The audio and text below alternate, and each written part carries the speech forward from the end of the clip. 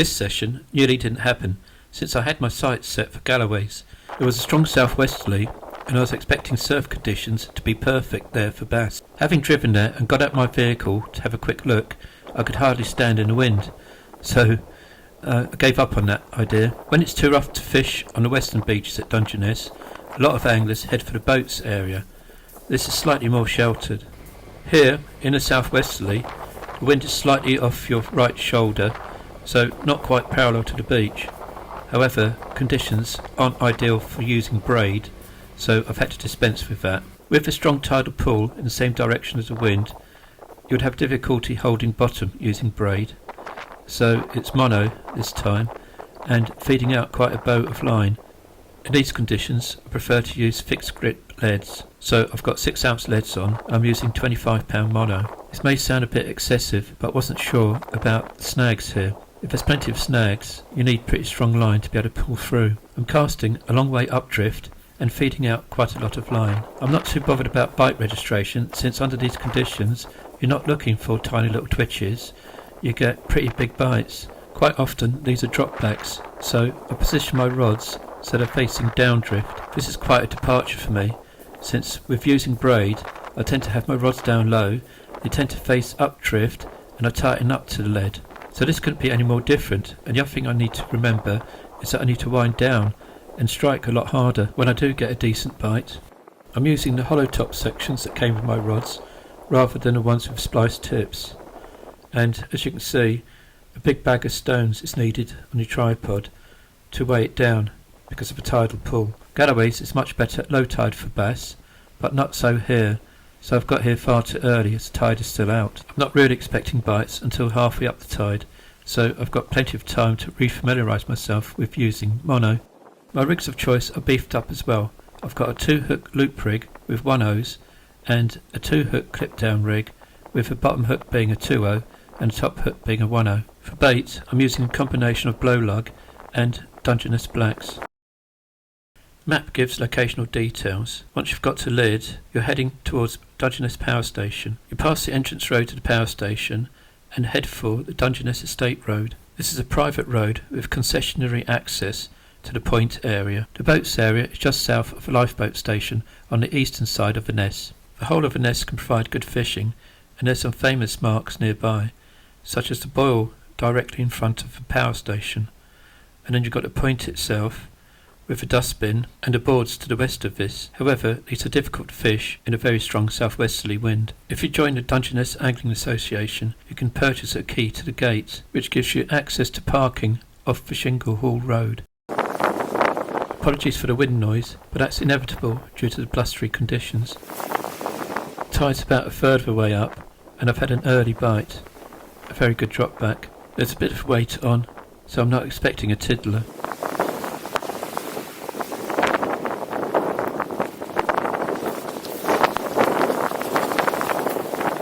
It felt bigger than it actually is. It's a dogfish, hooked in the mouth, but also lassoed around the tail.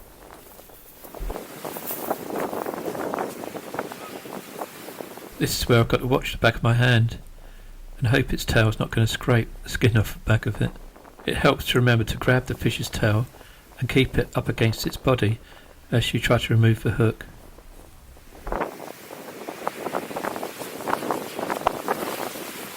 It took a while for the next bite, by which time I've already moved up the beach.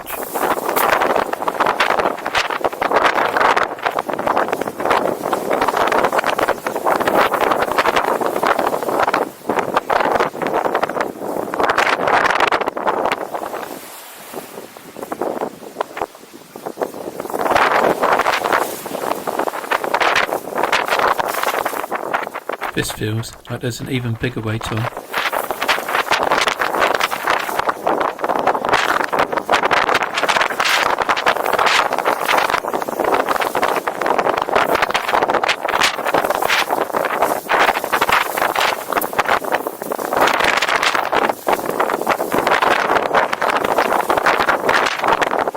I'm not that surprised by that. A double shot of dogfish and some weed to go with them.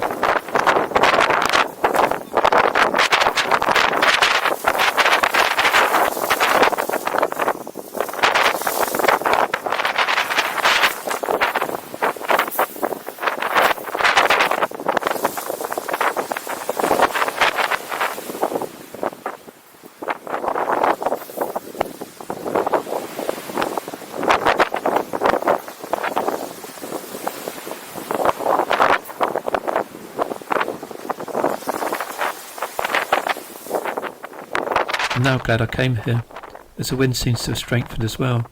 Galloways would have been impossible to fish in this.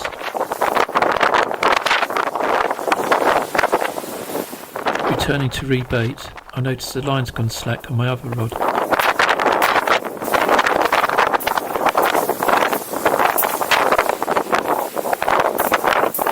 No real need to strike, just to wind down onto the fish.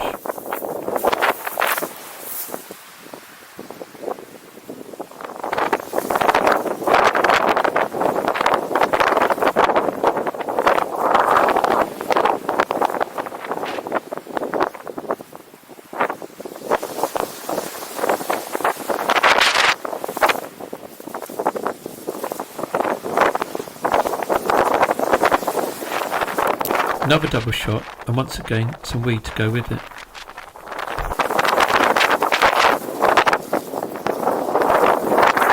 This time though, there's a dogfish on the upper snood and a whiting on the lower one.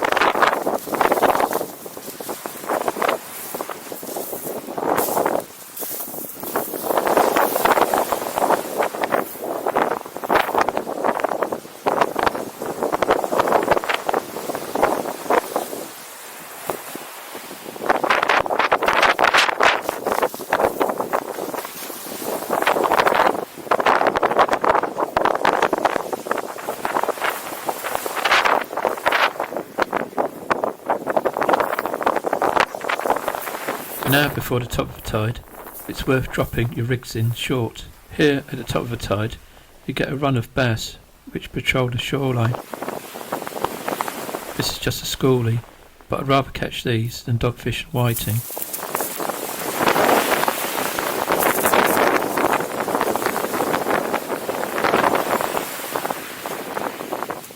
Sometimes in the coloured water, you don't need to cast more than 5 yards to catch these. And there's always a chance of a specimen, although these tend to be caught slightly further out.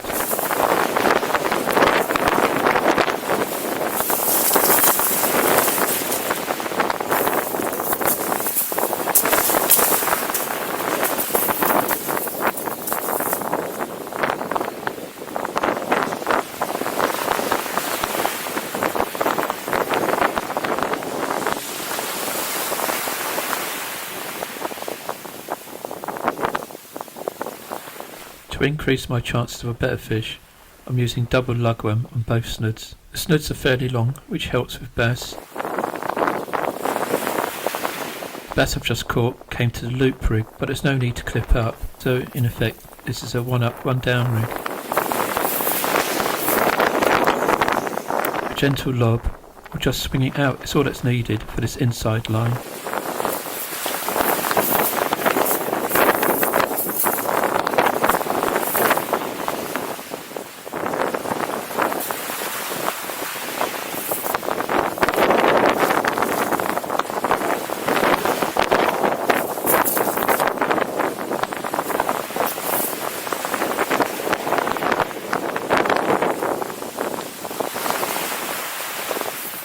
And as we're approaching high tide, it's all action now.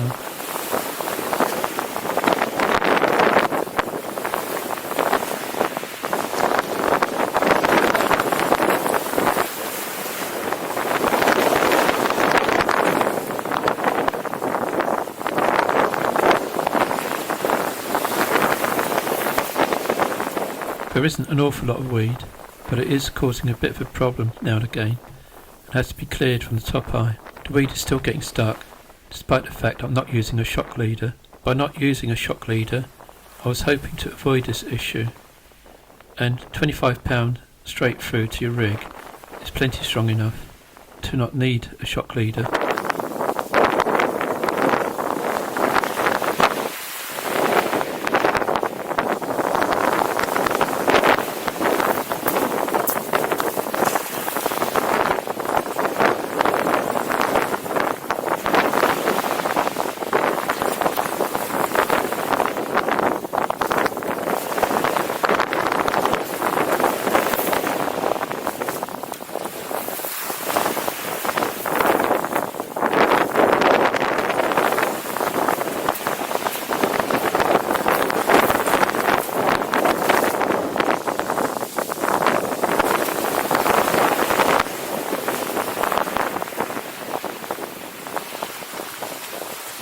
Cleared at last, and the fish is still on, but it's only a whiting.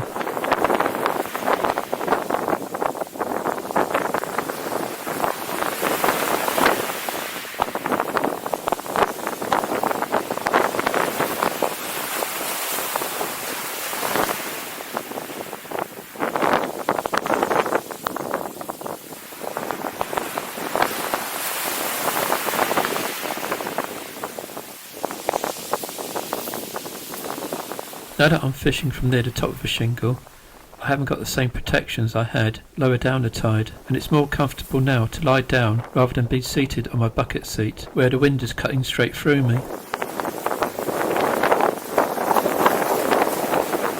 Bites are still plentiful at medium to long range.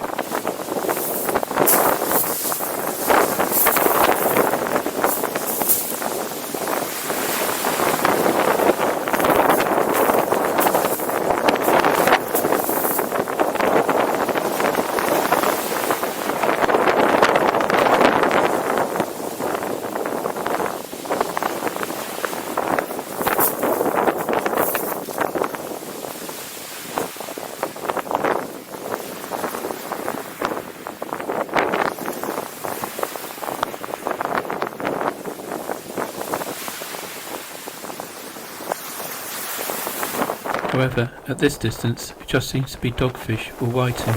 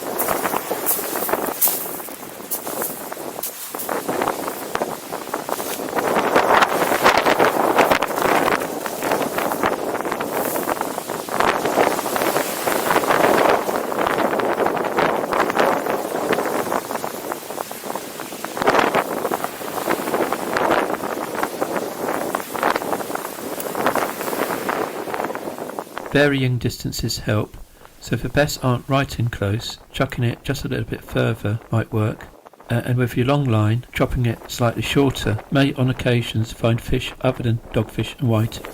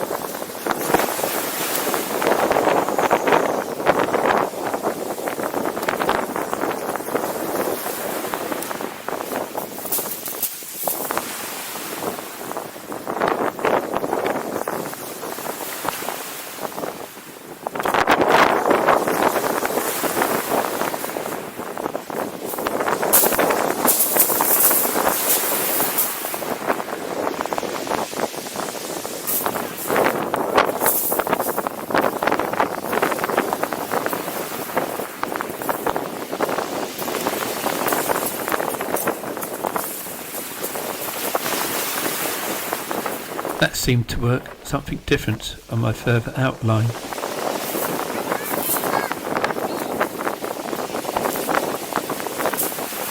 Not big, but a welcomed flounder nonetheless.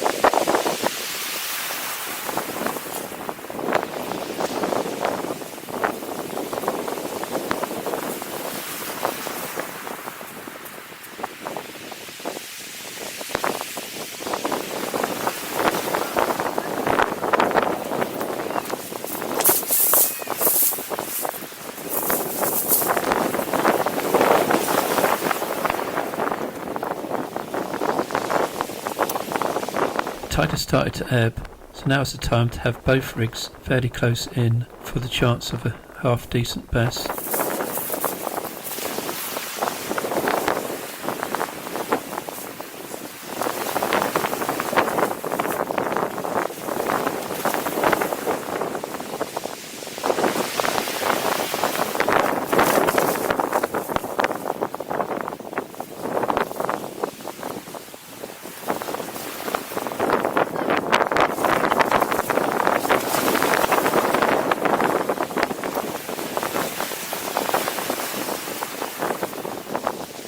There's very little crab activity at this range, so if you don't get a bite, you can just recast without having to rebait.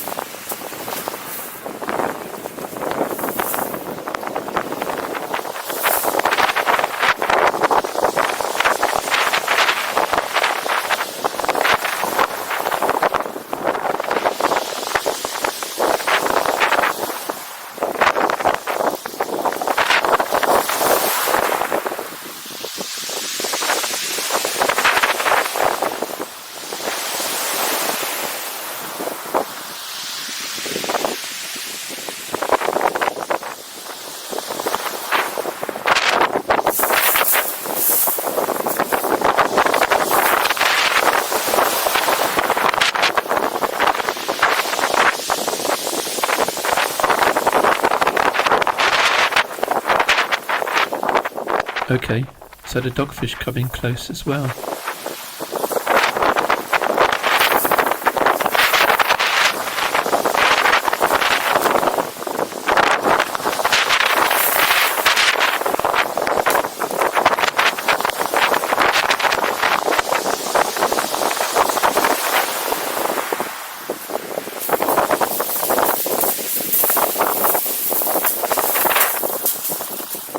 Time to try Dungeness black lug.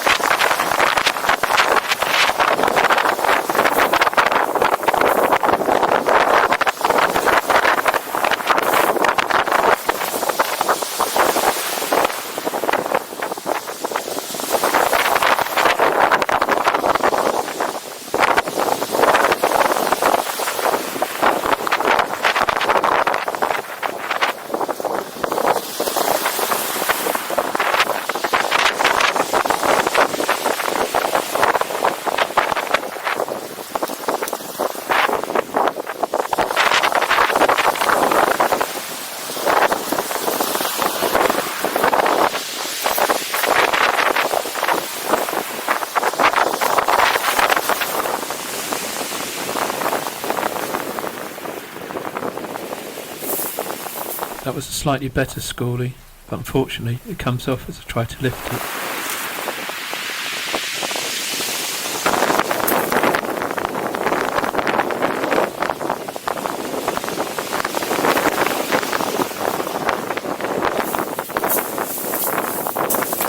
I'm not sure whether it was the black lug or just the state of the tide. I tend to find that this is the ideal time to fish close in. An hour down, even better.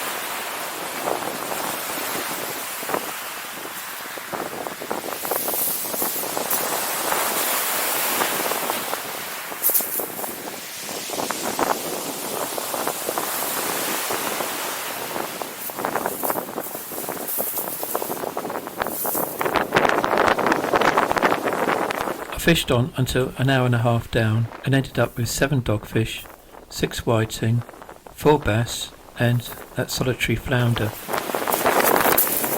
Had I fished it, I may have ended up fishless at Galloways, so all in all, a good decision to fish the boats.